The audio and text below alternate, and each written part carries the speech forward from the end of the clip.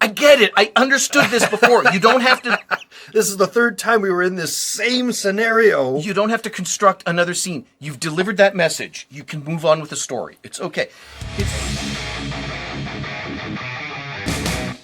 I don't expect much. I'm on day 2 of a 3-day bender.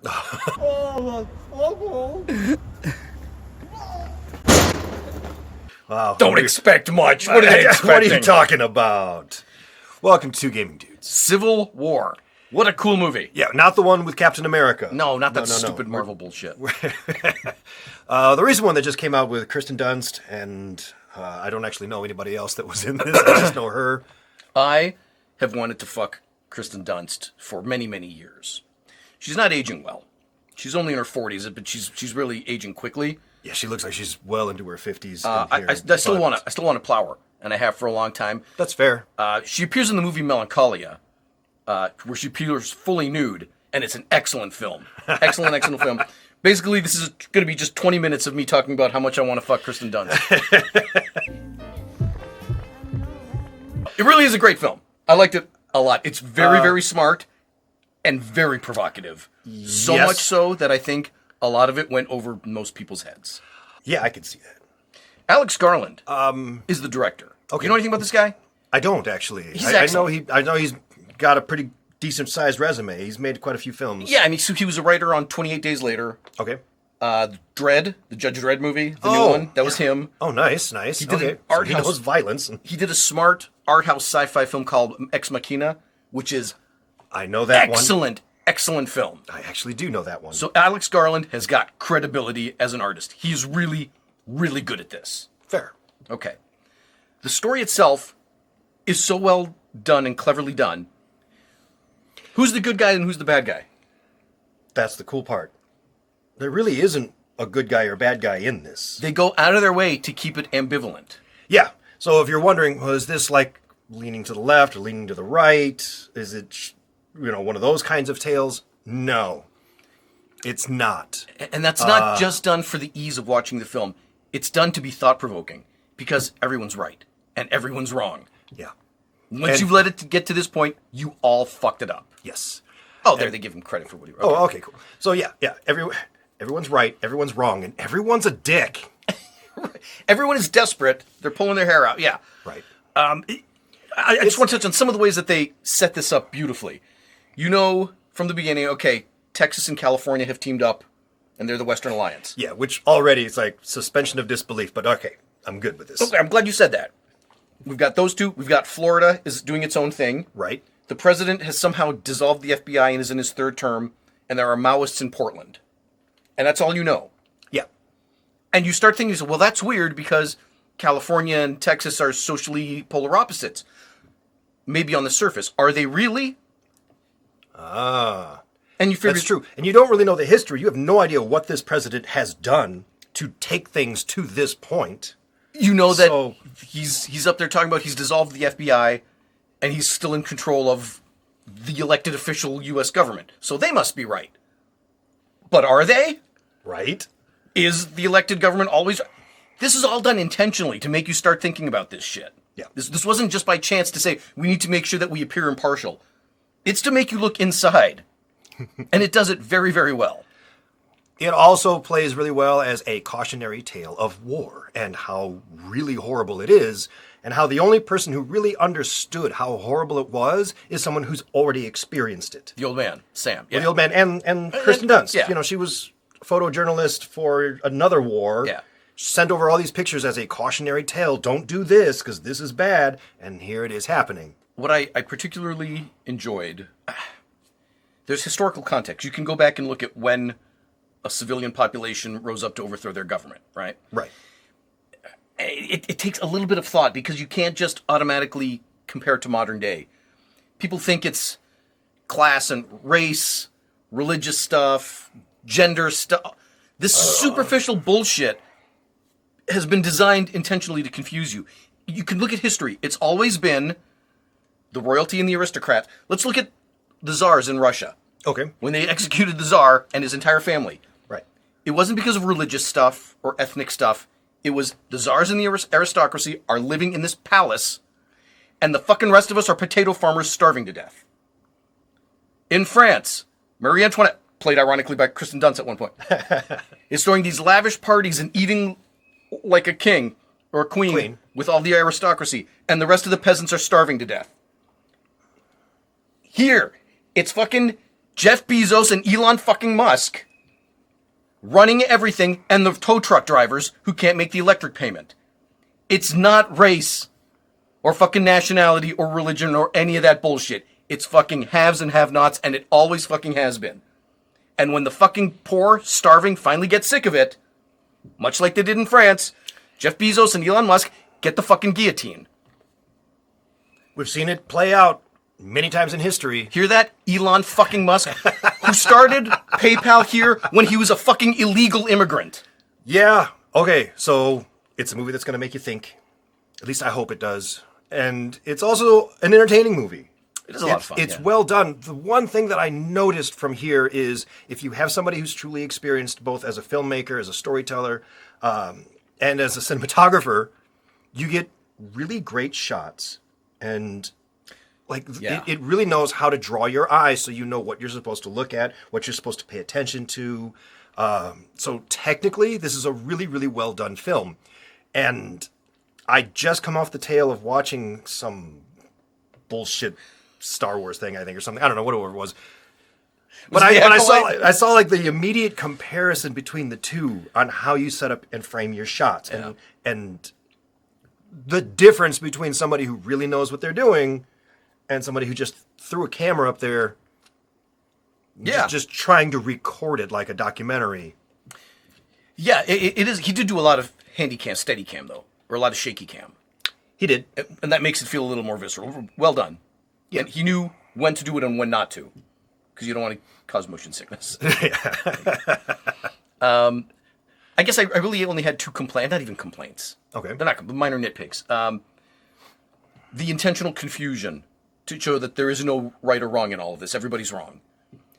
They pushed that a little further than they had to. By that, I mean, by the second instance, we get it. I understand. By 10 minutes in, I get it. You don't know who's right and who's wrong. There's no good guys or bad guys. Everybody is grace. I don't need another scene explaining there's a sniper in that building trying to kill us. Who are they? Are they West? You don't understand. It doesn't matter. Someone in that building is trying to kill us. So we're going to try to kill them. So it could be anyone. Yeah. I get it. I understood this before. You don't have to... This is the third time we were in this same scenario. You don't have to construct another scene. You've delivered that message. You can move on with the story. It's okay. It's okay because it was done so well that it never dragged out and never got boring. Right. I never picked up the phone to start playing World of Warships, available now at the App Store. But that was a 6-minute scene that could have been something else. Or just cut entirely. All right. I'm going to get into a little bit of spoiler territory now. So, if you haven't seen this... You really should. You really should. It's great, but you've been warned.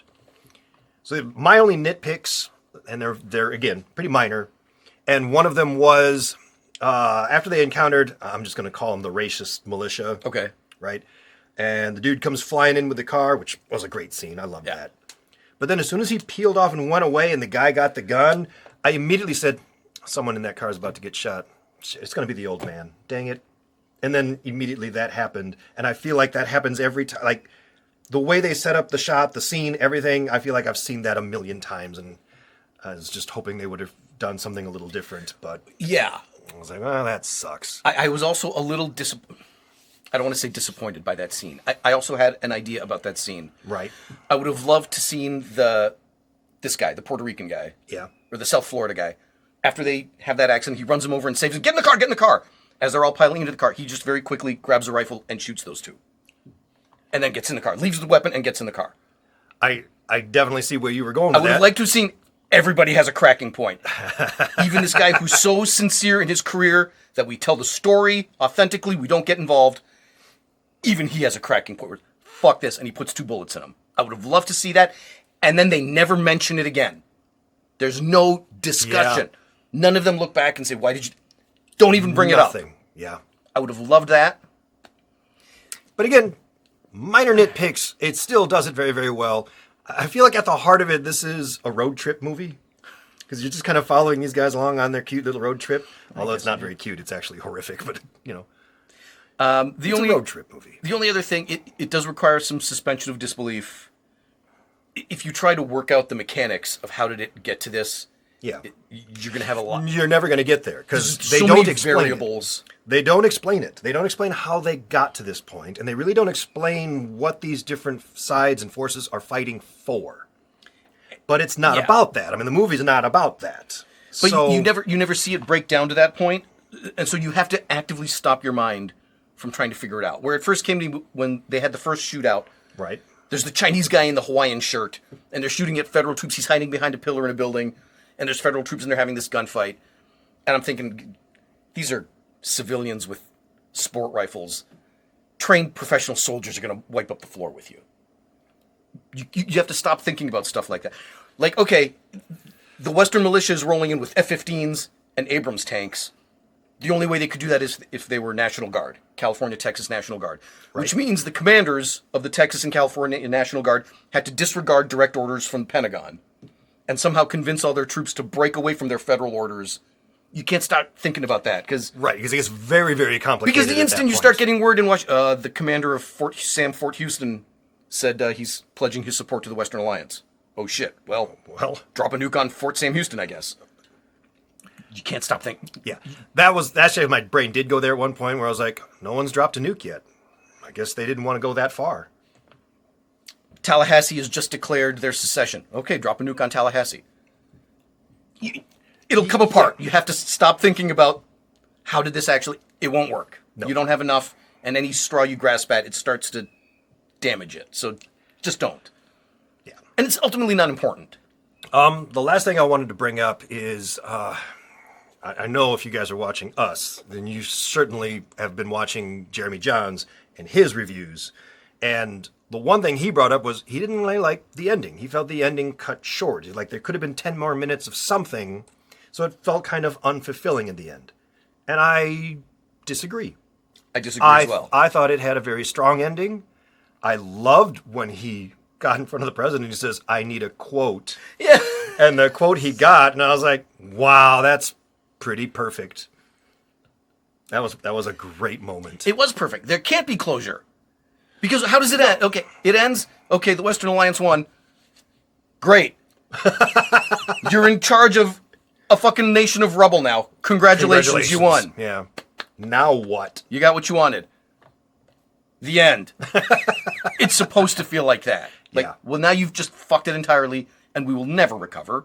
Have a nice day. Right. I mean, were you hoping to see 10 more minutes of them, like, rebuilding or something? Because no rebuilding. There is no coming back from this. They already told you. The instant Washington surrenders, you'll see they'll turn on each other. Yeah. That's how it goes, man. We've seen this. We've been on this planet long enough to recognize how this goes. Yes. There's no coming back. You've wrecked it permanently. Yeah. So I have no problem with the ending at all. No. And I guarantee you that was intentional. Oh, yes. Another nice thing about having somebody who's actually got experience is nothing in this movie happens by accident. Yeah. Everything is very intentional. You get your setups and your payoffs. I mean, it's well done. It's very, very well done. I enjoyed it a lot. Hopefully you will too. It is a cautionary tale. It's very scary, and you should watch it. Definitely. I'd also love to get your comments down below. Let us know if you've seen this movie. Did you enjoy it? Were you confused by it? Or, I don't know, just what did you think about it in general? Also, do you think Kristen Dunst is hot? Put that in the comments, too. I would, even now, man. I mean, they intentionally don't make her up.